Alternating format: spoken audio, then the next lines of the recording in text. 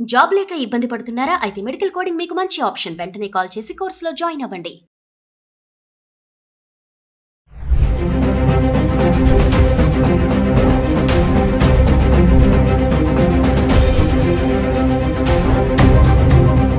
Hello weavers, welcome back to our channel. ప్రస్తుతం మనతో పాటు ఉన్నారు 25 ఇయర్స్ నుంచి అమెరికాలో ఉంటున్నటువంటి ఎంఎన్స్ ఎగ్జిక్యూటివ్ వీరభద్రరావు గారు. సార్తో మాట్లాడారు. నమస్తే సార్. నమస్తే అమ్మ. సార్, రీసెంట్గా ఒక ఆర్టికల్ అయితే చదివాను నేను. విజిటింగ్ వీసా మీద వెళ్ళిన ఒక అమ్మకి అక్కడ 14 ఇయర్స్ జైలు శిక్ష పడిందంట. అంటే విజిటింగ్ వీసా మీద వెళ్ళడం ఏంటి, అక్కడ శిక్ష వేయడం ఏంటి, అసలు విజిటింగ్ వీసా మీద వెళ్ళిన వాళ్ళు ఎలాంటి డాక్యుమెంట్స్తో వెళ్ళాలి, అక్కడ అసలు ప్రాసెస్ ఎలా ఉంటుంది, ఆమెకి ఎందుకు 14 ఇయర్స్ జైలు శిక్ష పడింది అంటే ఇది ఒక పెద్ద షాక్లా ఉంది. ఒకసారి దాని గురించి. కరెక్టే, అది నేను కూడా చదివాను news. So first thing first, let's talk about visiting visa. So మీరు అమెరికాలో ఉంటున్న ఒక వ్యక్తి మిమ్మల్ని రమ్మనమని చెప్పి ఒక ఇన్విటేషన్ పంపిస్తూ దాంతోపాటు ఒక ఎఫిడవిట్ సబ్మిట్ చేస్తాం. ఓకే.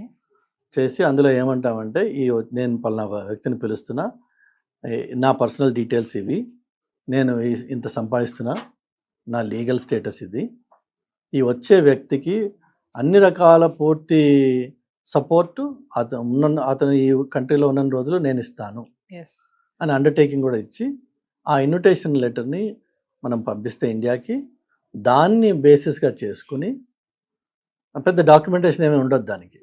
ఎందుకంటే నేను మా అబ్బాయినో అమ్మాయినో చూడడానికి వెళ్ళొచ్చు. జనరల్గా మన వాళ్ళు చాలామంది పేరెంట్స్ వాళ్ళ పిల్లల డెలివరీస్కి వాటికి వెళ్తూ ఉంటారు. అవి చాలా innocent, straight forward, simple things. కానీ మన వాళ్ళు ఇంకోటి కూడా చేస్తూ ఉంటారు. ఒక community particularly, I don't want to name them, but వాళ్ళు ఏం చేస్తారంటే, వాళ్ళకి పెద్ద హోటల్ చైన్స్ ఉన్నాయి. వాళ్ళ పేరెంట్స్కి గ్రీన్ కార్డ్ ప్రాసెసింగ్ చేశారు కొంతమందికి సిటిజన్షిప్స్ కూడా వచ్చాయి. అలా కాకుండా కొంతమంది విజిట్లో వస్తూ ఉంటారు. ఈ విజిట్లో వచ్చినప్పుడు చేయాల్సిందల్లా, మీరు you have come to the US to visit your family and friends. అలానే కొన్ని ప్లేసెస్ తిరుగుతానని చెప్తాం. అక్కడ మనం ఇతనే ఇంట్లో కూర్చుంటామని చెప్పాం. సో తిరుగుతాం, సైట్ సీయింగ్, అది మాత్రమే మనం చెయ్యాలి అక్కడ. అలా కాకుండా కొంతమంది మన వాళ్ళు ఏం చేస్తారంటే, ఎలాగో నేను అమెరికాలో ఉన్నా కదా, ఎలాగో నేను డే టైంలో పిల్లలు ఆఫీస్కి వెళ్ళినప్పుడు ఖాళీగా ఉన్నా కదా అని తల్లులో పిల్లలో మొత్తానికి ఒక కలెక్టివ్ ఐడియా అది. ఏంటంటే, అమ్మ నువ్వు ఇంట్లో ఉన్నప్పుడు వచ్చే 3 months ఈ చుట్టుపక్కల చిన్నపిల్లలు ఉంటారు కదా, వాళ్ళని బేబీ సిట్టింగ్ చూడు, విజిటింగ్ వీసా మీద వచ్చిన వాళ్ళని ఓకే అని పిల్లల ఐడియా ఉండొచ్చు, తల్లి ఐడియా ఉండొచ్చు. నాన్న నేను ఇంట్లో చదువుకున్నదాని ఇంట్లో ఖాళీగా ఎందుకు ఉండాలి. ఈ 14 years జైలు శిక్ష పడ్డ ఆవిడ నేను చదివింది డాక్టర్ అని చెప్పి, maybe true or not, I don't know exactly. అయితే ఆవిడ చదువుకున్న ఆవిడ ఇండియాలో డాక్టర్. సో మనకుండే ఈగోస్, కాన్ఫిడెన్స్, ఎడ్యుకేషన్ అన్నీ ఉన్నాయి, బ్యాక్గ్రౌండ్ ఉంది. కానీ నువ్వు పరాయి దేశంలోకి వెళ్ళినప్పుడు you are no more a doctor, you are not recognised, you are not licensed, you are not registered. By education you may be a doctor, but by profession you are not a doctor. You cannot practise in America. Simple. Number 1. Number 2, నువ్వు వచ్చింది విజిటర్గా వచ్చింది, నువ్వు విజిటర్గానే ఉండాలి. Problem ఇంతకుముందు కూడా మనం వేరే వీడియోలో చెప్పాను నేను. L1, F1, H1, వీళ్ళు 3. F1 అంటే student, LHM employees, then B1, B2 అంటారు. అది ఎయిదర్ బిజినెస్ పర్పస్లో షార్ట్ టర్మ్ 2 weeks 3 weeksకి అమెరికాకి రావడం, లేకపోతే విజిటర్ వీసాగా అప్ టు 6 months వాడు స్టే ఉంటుంది, స్టేకి పర్మిట్ చేస్తారు జనరల్గా. బట్ వీసా వ్యాలిడిటీ వచ్చి 10 ఏళ్ళు ఉంటుంది. అంటే మనం ఇక్కడ హైదరాబాద్ కన్సులేట్కి ప్రతి సంవత్సరం వెళ్ళి స్టాంప్ వేయించుకోవాల్సిన అవసరం లేదు.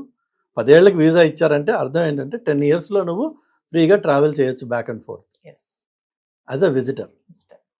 కానీ ఎవ్రీ టైం పోర్ట్ ఆఫ్ ఎంట్రీలో అక్కడ ఆఫీసర్ ఆపి మిమ్మల్ని అడుగుతాడు, ఎందుకు వచ్చావు నువ్వు, ఎవరున్నారు ఇక్కడ నీకు, వాళ్ళ అడ్రస్ ఏంటి, వాళ్ళ పొజిషన్ ఏంటి, కొన్ని బేసిక్ డీటెయిల్స్ వెరిఫై చేస్తారు. చేశాక వాళ్ళు మీకు కొన్ని రోజులు పర్మిట్ చేస్తారు యుఎస్లో ఉండడానికి. I-94 అంటాం దాన్ని. అది 6 months మ్యాక్సిమం ఉంటుంది. బట్ 6 months లోపు మీరు మళ్ళీ కావాలని ఏదైనా health reasons, if you have a right reason, genuine reason, you can ask for an extension. So ఆ టైంలో మీరు విజిటర్గా అమెరికాలో ఉన్నారు. ఉద్యోగము, వ్యాపారము చేసి డబ్బు సంపాదించే హక్కు మీకు లేదు అక్కడ. ఈవిడ చేసిన తప్పు ఏంటంటే, ఈ బేబీ సిట్టింగ్ అనే ఒక వ్యాపారం చేసింది ఆవిడ. If it is a service, it's a different story all together. She was making money. Number 2, అమెరికాలో ఎమర్జెన్సీ ఏదైనా వచ్చింది అనగానే ఫస్ట్ రియాక్షన్ న్యాచురల్గా అమెరికన్స్కి వచ్చేది call 911. Sometimes it's a stupid reason, sometimes most often 99% of the time it's a genuine emergency. Yes. Okay, there are even people out of panic attacks due to some past trauma might call 911 and they will get moral support. Yes. Sometimes in person, sometimes over the phone, but you are allowed to call. Nobody will discourage you from doing so. So 911 is your go-to in any emergency. ఈవిడ విషయంలో జరిగింది, నేను చదివింది ఆ వీడియోలు చూసింది ఏంటంటే, ఆవిడ యాజ్ ఎ డాక్టర్, బికాజ్ ఆమె ఎడ్యుకేటెడ్ కాబట్టి, she tried to help a baby who was choking Yes. On some chips ఇంకోటో మొత్తానికి baby was choking and she could not help the baby. అప్పుడు ప్యానిక్ అయ్యి 911 కాల్ చేసింది. 911 వచ్చేలోపు బేబీ చచ్చిపోయింది. So first of all baby నీ కేర్లో చనిపోయింది కాబట్టి యు ఆర్ అకౌంటబుల్. Yes. అది ఫస్ట్ థింగ్. నువ్వు విజిటర్గా వచ్చావా లేదంటే ఎంప్లాయీగా వచ్చావా అవన్నీ సెకండరీ.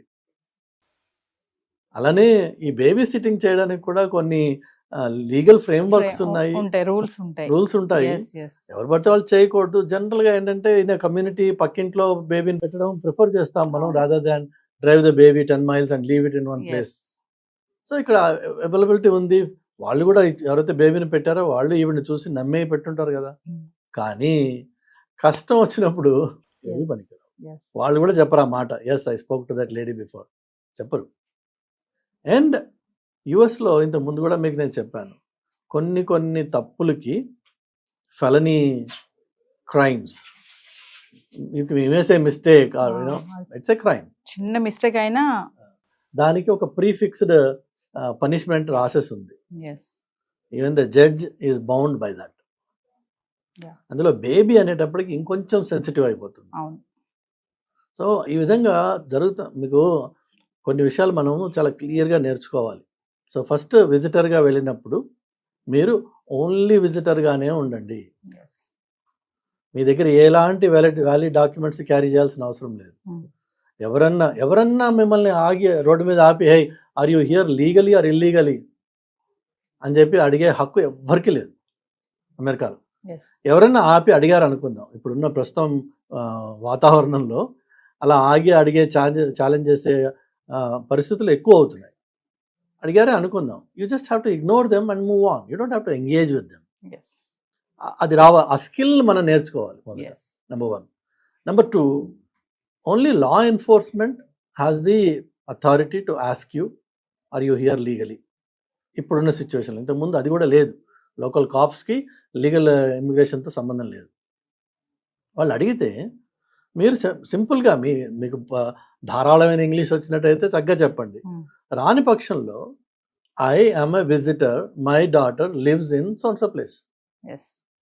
ఇంతే, ఐ యామ్ ఎ విజిటర్ చెప్పచ్చు, ఎవరైనా చెప్పగలరు. My daughter or my son address, అక్కడ అడ్రస్లు కూడా చక్కగా సింపుల్గా ఉంటాయి. House number, court, some street, some lane is enough for them to figure out. మీకు నెక్స్ట్, ఎందుకంటే మీరు ఒక టౌన్లో ఒకడు ఆపి అడుగుతున్నాడు కదా, ఆ టౌన్కి రిలేటెడ్ మనిషే నువ్వు. Now tell me the door number, house number and which court or which lane or which street. They know the rest of it. They can come and find out. మనకేంటంటే ఇండియాలో ఒక రకమైన పోలీస్ అంటే భయం ఉంది. First రక్షక భటులు body language అంతా మారిపోతుంది ఆ టైంలో. ఆ భయంతో అమెరికాలో కూడా పోలీసుని చూసి భయపడతారు. ఫస్ట్ రియాక్షన్ భయపడాల్సిన అవసరం ఏది లేదు. You can engage with them at a very professional level. వాడొచ్చి మీద పడిపోయి, అసలు యాక్చువల్గా అక్కడ ఎవరు టచ్ చేయకూడదు మిమ్మల్ని. అమెరికన్ సొసైటీలో American cop is not suppose to hold you by hand unless he has a probable reason, cause. And ఆ ప్రాబబుల్ కాజ్ ముందు చెప్పి తర్వాత మిమ్మల్ని చేత్తో పట్టుకోవాలి, చెప్పకుండా పట్టుకోకూడదు. ఓకే, అలాంటి కంట్రీలో మిమ్మల్ని ఒక కాప్ ఆపినప్పుడు వాడు ప్లెయిన్గా అడుగుతాడు, చెప్పండి, బీ ప్రిపేర్డ్ ఫర్ దాట్. ఎందుకు అంటే జనరల్గా మన వాళ్ళు అక్కడికి వెళ్ళినప్పుడు పెద్దవాళ్ళు ఏం చేస్తారు, ఈ కమ్యూనిటీస్లో ఈవినింగ్ వాక్ అని, ఆఫ్టర్నూన్ వాక్ అని వెళ్తూ ఉంటారు బయటికి. ఎందుకంటే వాళ్ళకి బోర్ కొడుతుంది, అక్కడ ఇంకో మనిషి కనిపించడు, మాట్లాడడానికి ఏముండదు, టీవీ వీళ్ళు తప్ప. పిల్లలు వర్క్ వెళ్ళిపోయాక వీళ్ళకి బోర్ కొడుతుంది. సో ఈ చిన్న చిన్న మాటలకి రాసన్నా పెట్టుకోండి, ప్రిపేర్ అయినా అయి ఉండండి ఒకటి. రెండోది ఆ తిరిగే చోట మీకు ఇవి కూడా కొన్ని వీడియోస్లో చూసుండొచ్చు మీరు. ఈ కమ్యూనిటీస్లో తిరిగేటప్పుడు మనకి ఇండియాలో కొన్ని అలవాట్లు ఉన్నాయి, అక్కడ పనికిరావు. ఇక్కడ ఏంటంటే మనము కొంతమందిని పరిశీలించి చూస్తూ ఉంటాం, కొన్ని సినారియోస్ని కానీ, కొంతమందిని కానీ, కొన్ని వస్తువులను కానీ. మీరు ఒక కమ్యూనిటీలో వాక్ చేస్తూ ఒక ఇంటిని అబ్జర్వ్ చేస్తున్నారు అనుకోండి, they may get suspicious about you. Observe చేసినా కూడా ఎస్, డౌట్ఫుల్ గా మనం వేరే హౌస్ ని చూసినా కూడా హౌస్ని కానీ మనిషిని కానీ పదే పదే అటు నడుస్తున్నప్పుడు అటు చూస్తున్నారు అనుకోండి, అది కూడా అక్కడ ఎక్కడ సీసీ కెమెరాస్ ఉన్నాయో మీకు తెలియదు. ఎస్ వాడు మిమ్మల్ని రికార్డ్ చేయొచ్చు 10 times. This guy is walking by my street every day and is observing my house. I suspect this guy. ఆ సస్పిషన్ బేస్తో వాడు కాప్ని కాల్ చేయొచ్చు. ఓకే కాల్ చేసినప్పుడు వాడు వచ్చి అడుగుతాడు. కానీ అక్కడ తప్పల్లో జరిగింది ఏంటంటే మనకున్న అలవాటుతోటి అన్నెసెసరీగా మనం ఆ అటెన్షన్ని డ్రా చేసాము. చెప్పేస్తే వాడు వదిలేస్తాడు, వాడేం అక్కడ ఇబ్బంది ఏమి ఉండదు. Yes because you haven't done anything wrong, you just చూసాం మనం. ఆ చూడడం కూడా తప్పే. ఇప్పుడు యూఎస్లో కార్ డ్రైవ్ చేస్తున్నప్పుడు you never turn to left or right and see who's in the other car. Never. ఎప్పుడన్నా యాదృచ్ఛికంగా అనుకోకుండా ఒక స్టాప్ సైన్లో ఒక చూపు కలవచ్చు, బట్ యాజ్ అన్ ఇంటెన్షనలీ నువ్వు ఎవరిని చూడకూడదు. Everybody will mind their own business. అది అమెరికా అంటే అసలు basic definition mind your own business is America. So అది ఒక ఎటికేట్ నేర్చుకోవాలి మనం. It's an etiquette.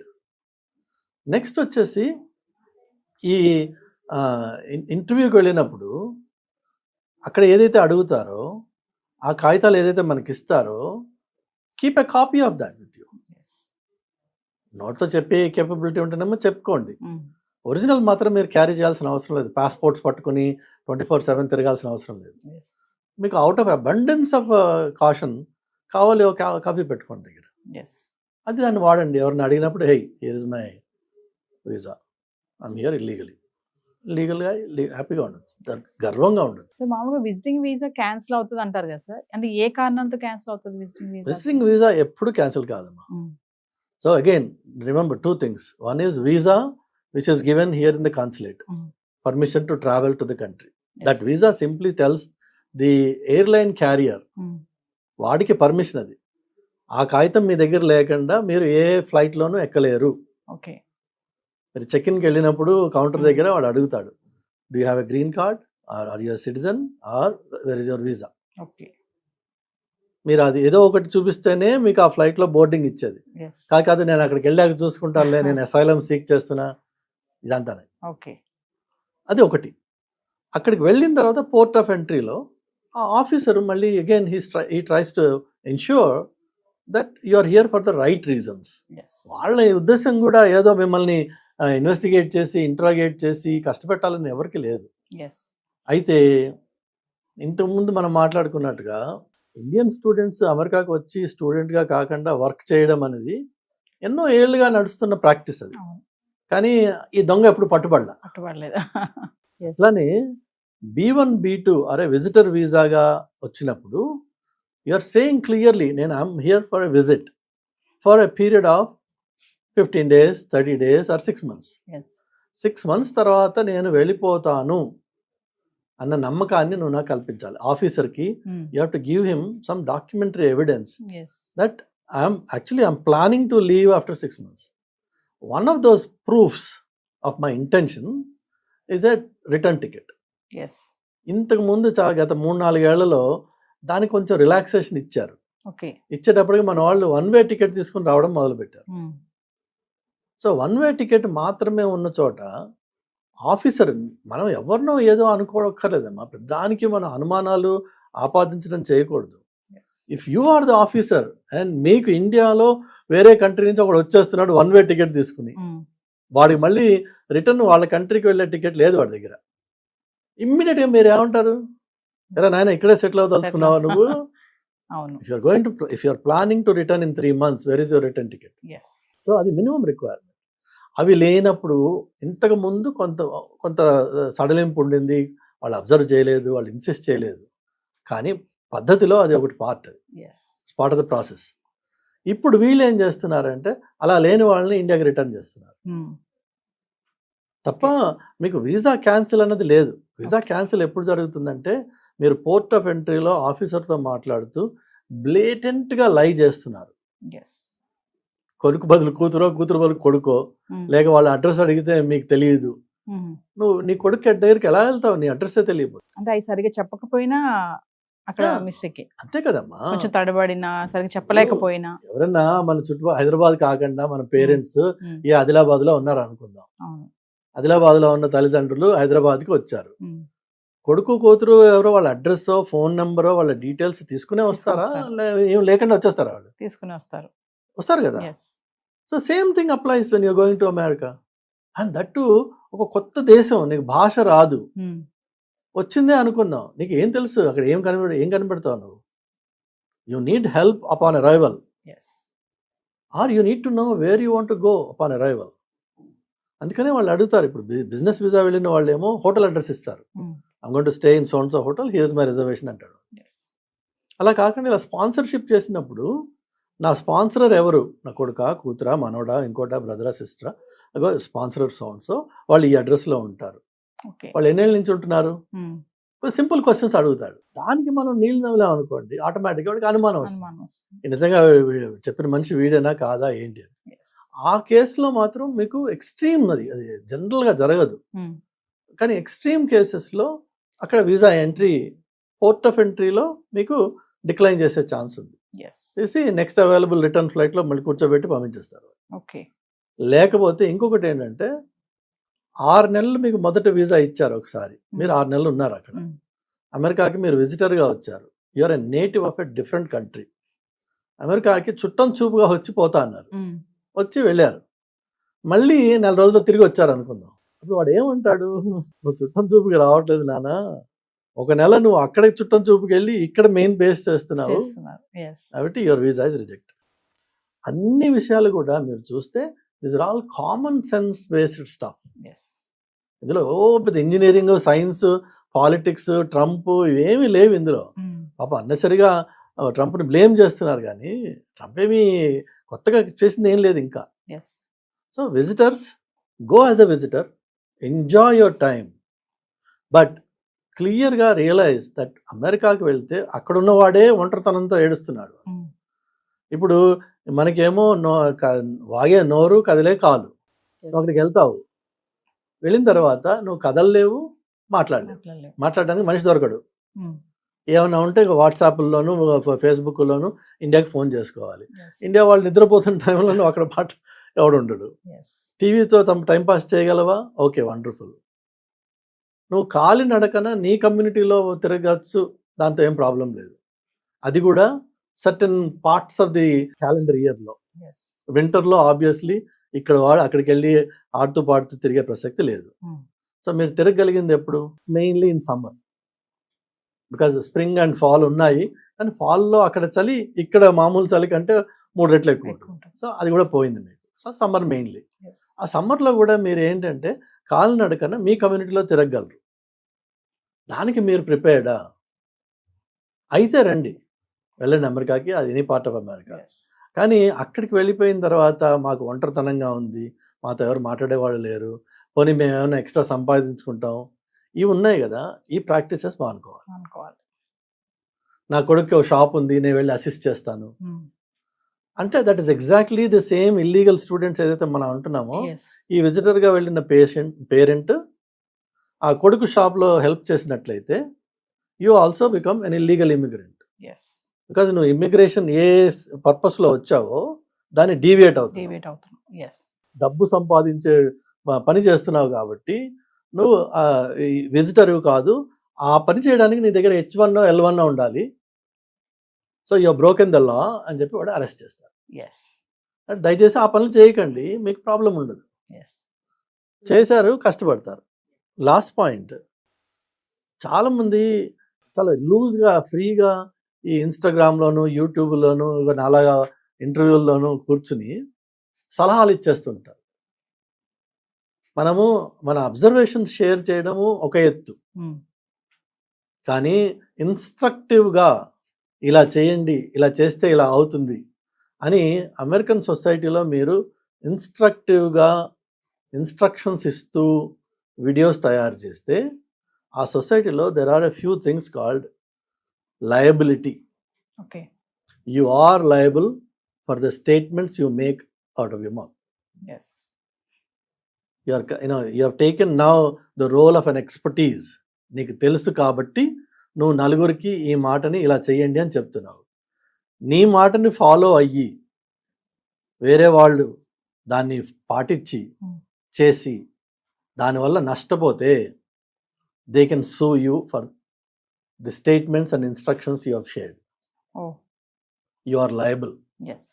So liability is a big thing in America. Everything liability అంటే ఎంత ఘోరంగా ఉంటుందంటే మన ఇంటి ముందు వాక్వే ఉంటుంది కదా, మన ఇల్లు దాని నుంచి ఒక 15 అడుగులు వెనక ఉండొచ్చు, దానికి ఒక వాక్వే ఉంటుంది, అక్కడ వచ్చి మళ్ళీ ఇక్కడ కలుస్తుంది. ఇందులో ఎక్కడైనా సరే అనీవెన్గా ఉండి ఎవరన్నా కాలు బెనికి లేక కాలు విరిగి పడితే they can sue you. Okay.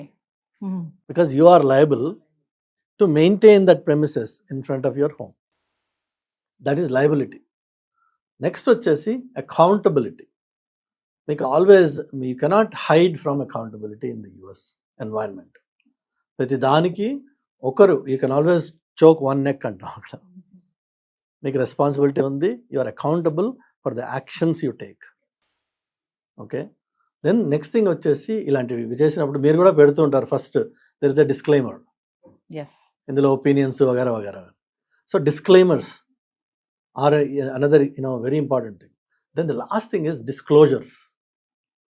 నా సోర్సెస్ ఏంటి, అలానే ఏవేవైతే ఎక్స్క్లూజన్స్ ఉన్నాయి ఇందులో. జనరల్గా ప్రోడక్ట్ డెఫినేషన్స్ వచ్చినప్పుడు డిస్క్లోజర్స్ వస్తాయన్నమాట. Yes. So American society is all about liability, accountability, disclaimers and disclosures. Yes. If you don't do it, you are opening up yourself for all sorts of litigations. Yes.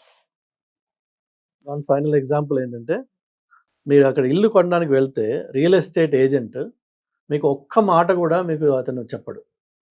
ఇది ఇల్లు, ఇగో ఈ ఇంటి గురించి description, ఇది చూడండి చూపిస్తాడు మీకు. ఇక్కడ ఈ రూమ్ ఉంది, అక్కడ ఆ రూమ్ ఉంది, ఇవన్నీ చూపిస్తాడు. నెక్స్ట్ వచ్చేసి ఈ నeighborhoodలో ఏ కమ్యూనిటీ వాళ్ళు ఎక్కువ ఉంటారు, పలానా వాడు ఉంటాడా, పలానా వాడు ఉంటాడా. నో కౌంటీ వెబ్సైట్లోకి వెళ్తే మీకు ఆ డీటెయిల్స్ అన్నీ ఉంటాయి, చూసుకో. ఓకే. డీటెయిల్గా ఆయన చెప్పకూడదు. అదే లయబిలిటీ అంటే. ఓకే. అట్లానే ఇక్కడ స్కూల్ డిస్ట్రిక్ట్ ఎలా ఉంది, is it a good one? No you can go to sounds of website, please verify. Okay. You have to do your own homework. వాడు సలహా ఇచ్చి ఆ సలహా మీద మీరు యాక్ట్ చేసి మీరు వెళ్ళి ఇల్లు కొని రేపటి రోజున ఏదైనా అయింది అనుకోండి, is now accountable for what he has done. అలానే హోమ్ ఇన్స్పెక్షన్ అని ఒకటి జరుగుతుంది. సో ఇల్లు కొనే ముందు మీరు ఇన్స్పెక్ట్ చేయించుకోండి. రేపు ఏదైనా డిఫెక్ట్స్ వస్తే you cannot blame anybody, but this inspection report tells you that ఇవన్నీ చేసాము, అన్ని బాగున్నాయి. బాగాలేదు, you can walk out of the contract. అదనమాట. సో చాలా వెరీ వెల్ డిఫైన్డ్ సొసైటీ. మనము ఇక్కడ ప్రాక్టీసెస్ తీసుకెళ్ళి అక్కడ పెట్టేటప్పటికి జరగరాని విషయాలన్నీ జరుగుతాయి. Thank you sir.